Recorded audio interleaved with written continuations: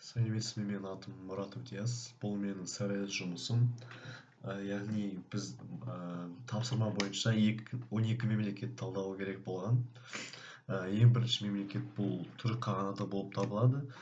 Түрік қағанатын негізі салған Бумын қаған болып табылады.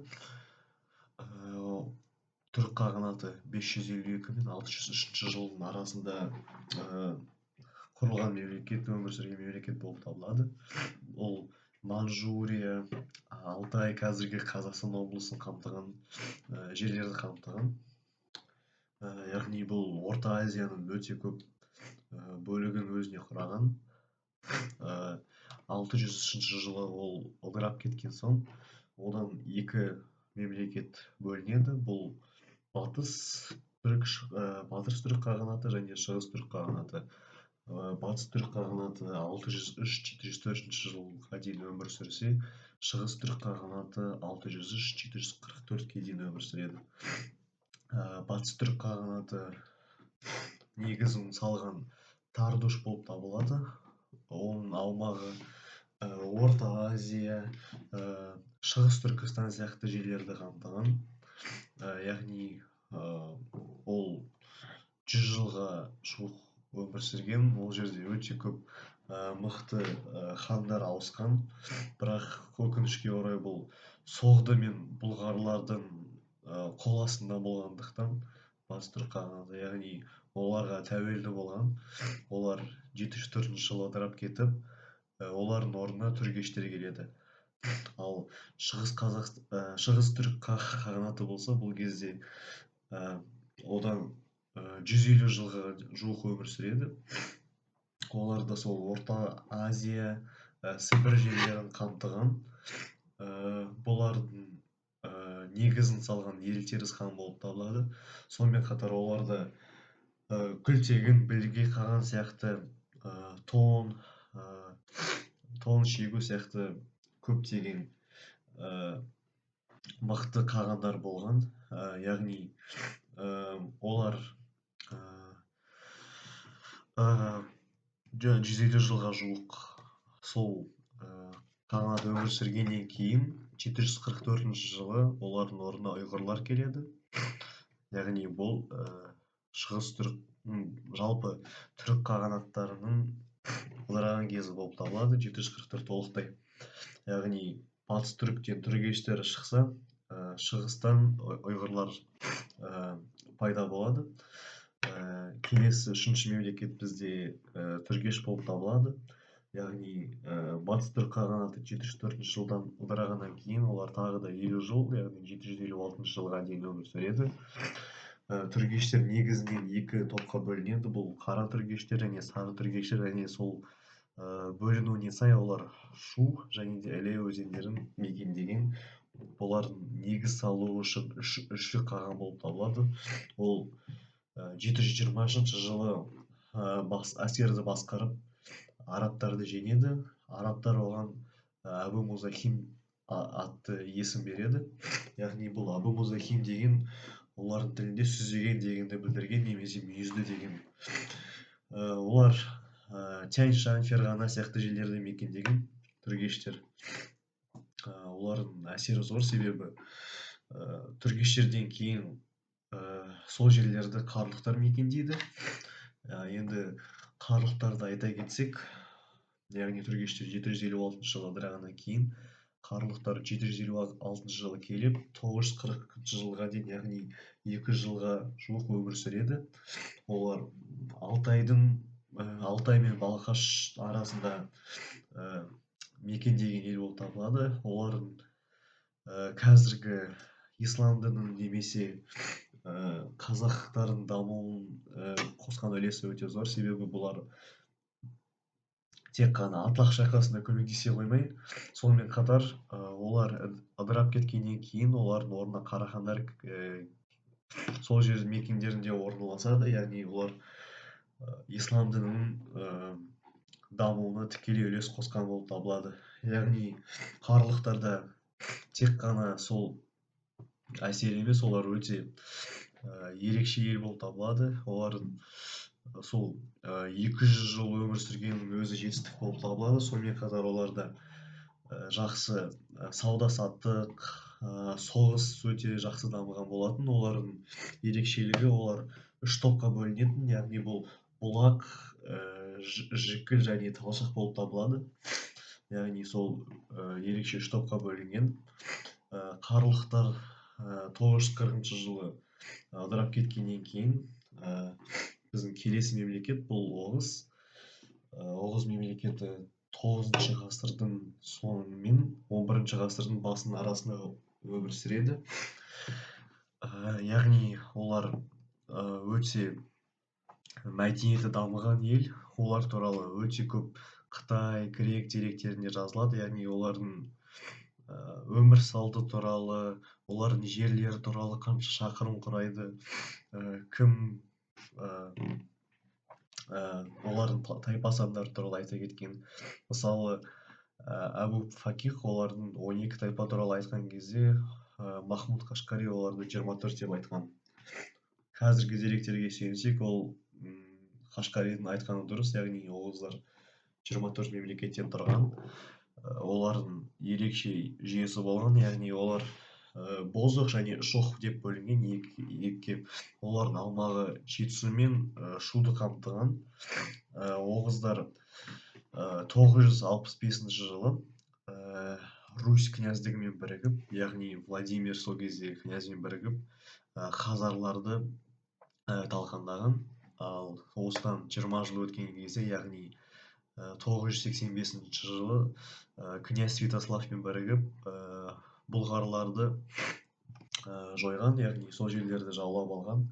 Оғыздардың тек қана сол Русьмен ғана емес, сонымен қатар олар түркі тайпалардың, яғни қазақтардың дамуына өте көп үлес қосқан.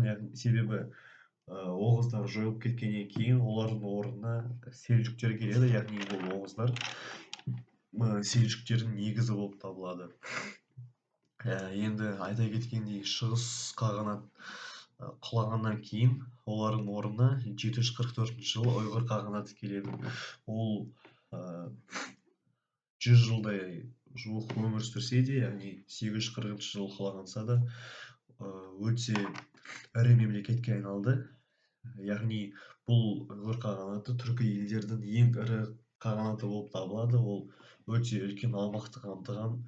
Қытай, Тибет және де қарлықтар жерлерімен беттескен болатын.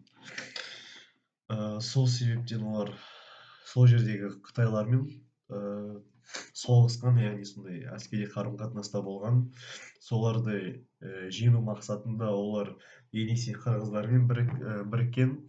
Яғни сол кездегі қытайларды ұстап тұр десек болады. Себебі Қытайдың сол кездегі әскері өте мықты болатын, әскер саны өте көп болатын. Сол ұйғырлар болмаса мүмкін ол біздің мысалы ислам дінінің таралуынан немесе Атылық шайқасына қарахандарға барлығына әсер ететін. Яғни сол ұйғырлар болмаса мүмкін бізде болмайтын едік деген ойға келеміз. Келесі мемлекет, 7-ші мемлекет бұл Қарахан.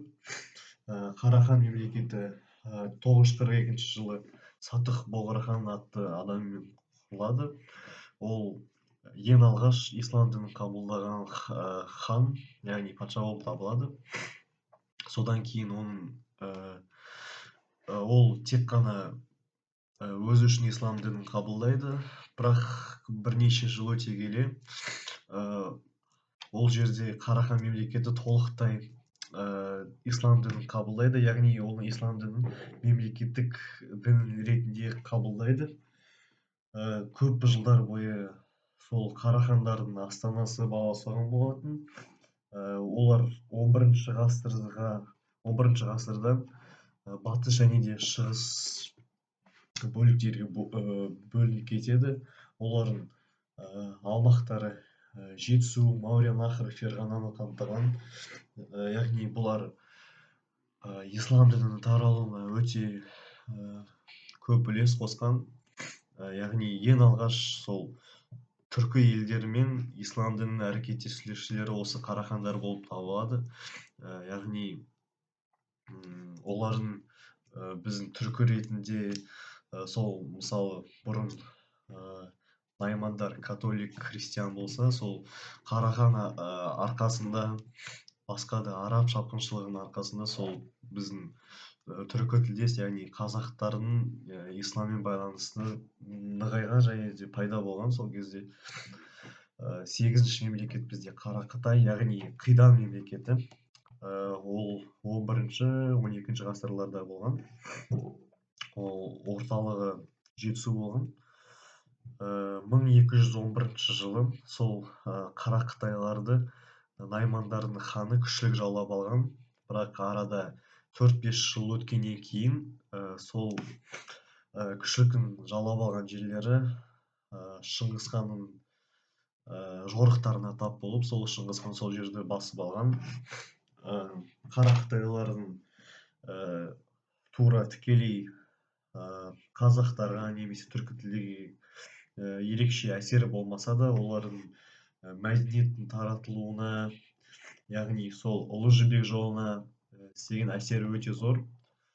Сол үшін біз олардың әсері біздің ұлт ретінде дамуына болмады деп айта алмаймыз. Себебі сол ұлы жібек жолында мәдениет, дін, әртүрлі білім өте тез және де көп дамыған. Сол себептен Қарақытайлардың әсері бар деп ойлаймын. Олардың басшысының аты Елеудашы болған. Ол яғни сол Қарақытайлардың негізін салған. Келесі бізде 9-шы бұл Қимақ Қыпшақ бірлестігі. Ол 9-шы 11-ші ғасырларды қамтыған. Басында негізінен бұл Қимақ хандығы болған. Бірақ уақыт өте келе сол Қимақ негізгі тайпа болып табылған ішінде, сонымен қатар олар басқа тағы да 7 тайпа болған. Содан кейін оларға Қыпшақтар қосылып, олар Қимақ Қыпшақ бірлестігі деп аталып кеткен. Олар ертіс бойында және де шығыс қазақстанда мекендеген. Яғни бұл олардың мәдениетке деген, қазақ деген, қазақтың көшпелі салт дәстүрлі мәдениетке қосқан үлестері өте зор. Олар ертіс бойында өте көп бекіністер салған және де жалпы сол қазақ мәдениетінің негізгі салушылардың бірі болып табылады. Ары қарай бізде Қыпшақ хандығы, бізде 9-шы ғасырда Қимақ хандығы ыдырап кетеді. Содан кейін олардың орнына Қыпшақ хандығы келеді. Өкінішке орай ол 1220 мен 23 жылдар арасында Шыңғыс хан өзінің жорықтары болып жатқан кезде сол жерді басып кеткен. Яғни Қыпшаққа қанаты өте үлкен аумақты қамтыған. Бұл Батыс Сібір, Еділ, Ертіс сияқты жерлер. Яғни ол тіпті Хорезмге дейін де созылған. Бізге Қыпшаққа қанаты өте көп үлес қосқан, себебі олар Дешті Қыпшақ деген аумақтың ұғымын анық көрсеткен.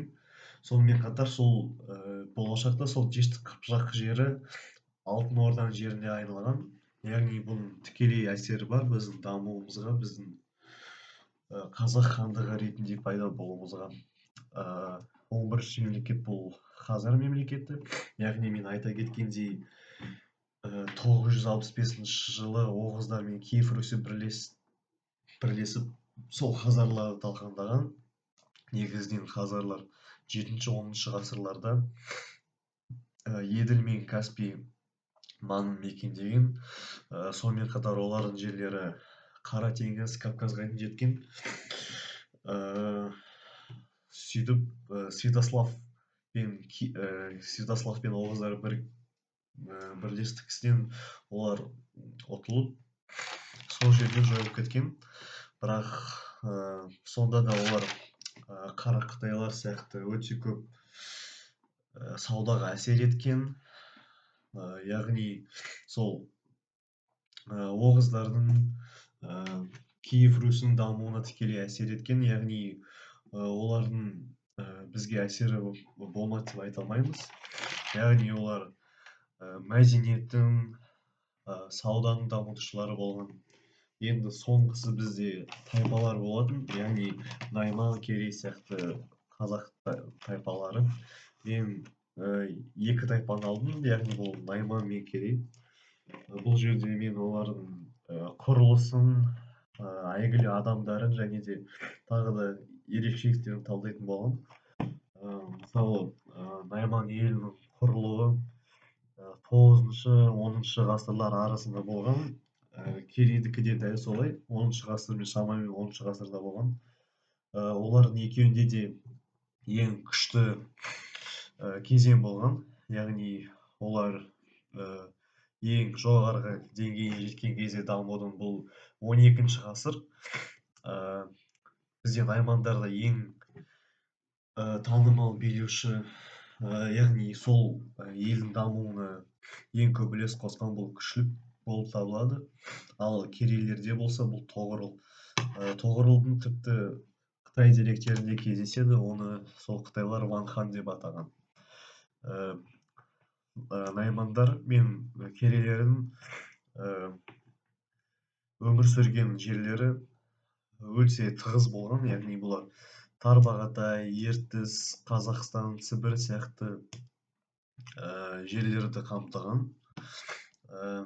Яғни бұл олардың бізге деген үлесін айтпай қойсақ та болады, себебі олар сол тікелей бізбен байланысты, сол біздің құрайтын рулар, яғни сол кездегі жасаған олардың іс-әрекеттері, әдет-ғұрыптары, салт-дәстүрлері қазіргі күнге дейін сақталып, яғни солардың арқасында біздің мәдени генетикалық кодымыз сақталып, біз ерекше ұлт ретінде басқа ұлттар сахнасына шығып отырмыз. Болды, сыр есті осымен аяқтаймын. Сау болыңыз.